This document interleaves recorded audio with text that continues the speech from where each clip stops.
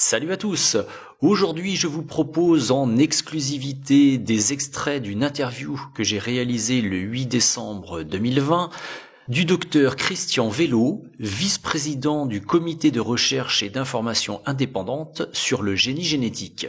Vous l'aurez compris, ce professeur est loin d'être le complotiste pathologique du coin, et on va donc écouter ce qu'il a à nous dire sur les potentiels dangers des vaccins Covid-19. Bien entendu, je vous invite fortement à écouter l'intégralité de cette interview qui dure à peu près 40 minutes.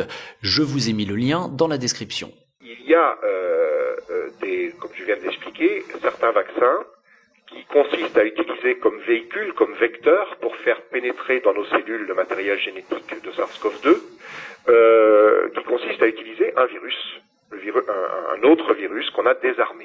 Donc un virus génétiquement modifié dans lequel on a remplacé une partie de son propre matériel génétique par celui de SARS-CoV-2. Très bien, sauf que parmi les virus, les virus qu'on utilise comme vecteurs, il y a des virus qui sont des virus à ADN. C'est-à-dire que leur matériel génétique, c'est de l'ADN. Or, on ne peut pas insérer de l'ARN dans de l'ADN. Ce n'est pas possible. Donc, il va falloir transformer l'ARN de SARS-CoV-2 en ADN. Ça se fait en laboratoire. Donc, ce qui va pénétrer dans nos cellules, dans ce cas-là, ce n'est pas de l'ARN, mais de l'ADN. Et à partir du moment où on fait pénétrer dans nos cellules de l'ADN, là, il y a le risque que cet ADN aille s'insérer dans nos propres chromosomes.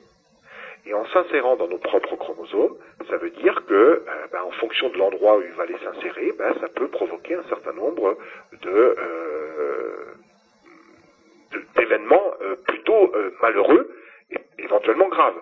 C'est-à-dire que, par exemple, dans la thérapie génique, c'est ce qu'on fait. Dans la thérapie génique, on introduit de l'ADN dans nos cellules. Mais c'est pas de l'ADN étranger, c'est de l'ADN humain qu'on introduit dans des cellules humaines. Il y a des enfants, par exemple, qui ont un gène qui est muté, qui est abîmé. Et donc, l'idée, c'est d'essayer de leur apporter la version normale du gène, donc un gène réparateur. Le problème, c'est que souvent, ce gène réparateur va s'insérer à des endroits qu'on maîtrise pas. Et en s'insérant à des endroits qu'on maîtrise pas, il peut aller, par exemple, réveiller des gènes de cancer. C'est arrivé. Il y a des enfants qu'on a voulu traiter par thérapie génique et qui ont développé des leucémies. Lorsqu'on injecte de l'ARN, alors on va nous dire, là, l'ARN, il ne va pas pénétrer, il va pas s'insérer dans notre matériel génétique. C'est vrai.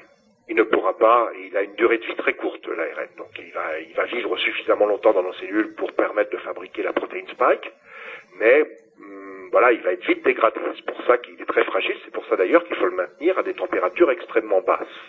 Imaginons que la personne qui reçoit ce matériel génétique, ce vaccin, soit elle-même infectée par un autre virus qui apporte l'enzyme capable de convertir cet ARN en ADN.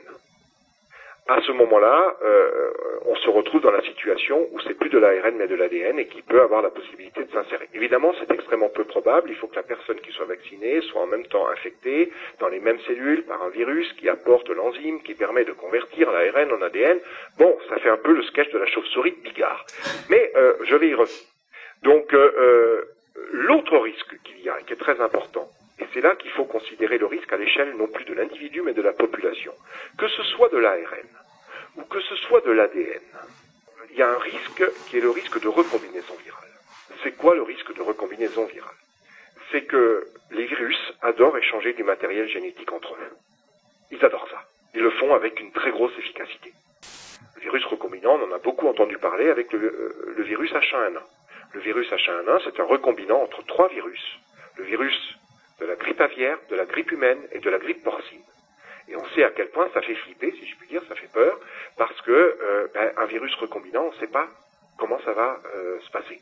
C'est-à-dire que soit il sera moins virulent que les virus de départ, et tant mieux, soit il sera beaucoup plus virulent.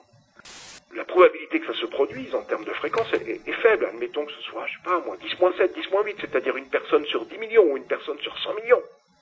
Mais on va vacciner massivement des centaines de millions de personnes. Donc cet événement, statistiquement, va forcément arriver. Oui, quand bien même ça arriverait, la personne concernée, ce sera bien dommage pour elle, mais ce sera une personne sur 100 millions. Oui, mais attention. Attention, c'est que ce virus recombinant, s'il s'il est virulent, il va pas être virulent que chez la personne chez laquelle il va se fabriquer. Oui. C'est qu'il va proliférer et qu'il va aller infecter d'autres personnes. Voilà.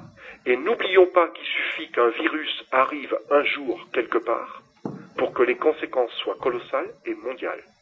Le virus SARS-CoV-2 est arrivé un jour quelque part.